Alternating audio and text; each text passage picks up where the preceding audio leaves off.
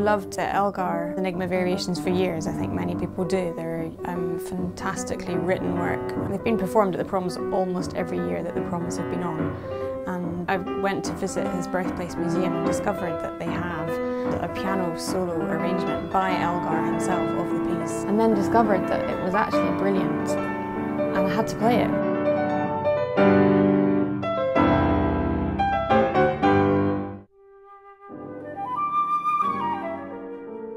I realised that there were things I was performing with my chamber music partners that complemented it really well. We really wanted to record the flute sonata by York Bowen. It's been recorded by a few different flautists, but it isn't really well known outside of that. It suits Claire's passionate, powerful playing.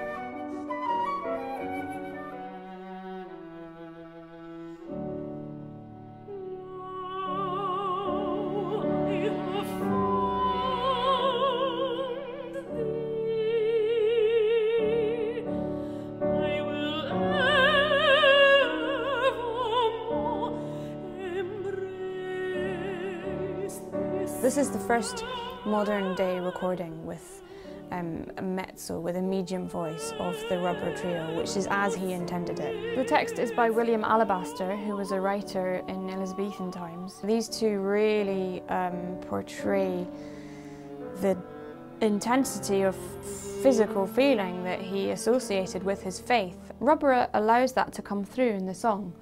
So the piano has bare fifths in the bass, which creates this medieval sound world, and then the viola has rhythmically quite interesting. It's syncopating against the piano chords. It feels like it's intensely personal expression, and I think that's what led me to want to put that together with the Leighton Elegy for cello and piano as well, because that's wordless, but the expression is somehow very similar. It's such a strong melodic line that you feel like he's singing, like the cello is really singing a very personal story.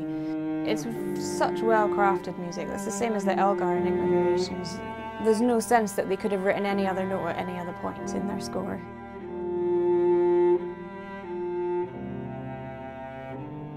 With Elgar's Enigma Variations, there's a strong connection to his friends and acquaintances, and it was a way to acknowledge them. And he clearly has a sense of humour, the way that he writes about his friend's bulldog, Dan, or his friend Dorabella with the stutter. The most well-known variation, Nimrod, which is so often played and used in connection with Remembrance Sunday now, that is about his publisher and about a very important time of crisis for Elgar when he was thinking, oh, this isn't working, I need to give up composing. And his publishing friend, Jaeger, said, but everybody has to struggle, look at Beethoven. Really proud to have this CD and recording all together, but I also can't wait to take this repertoire back into live performance and see what happens then. So there's my solo program with Elgar, which I pair with Mendelssohn Variations Sérieuses.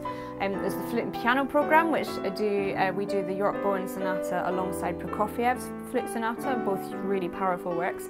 I have a duo with Hetti Price on cello, and we do lots of British things by John Ireland, Frank Bridge, and obviously the Leighton Elegy. And then finally we have the Amelie Trio, and we're performing all sorts of wonderful things. A Californian composer, John Duke, which is unpublished, some Frank Bridge, Johannes Brahms. I just want to share this music with as many people as possible.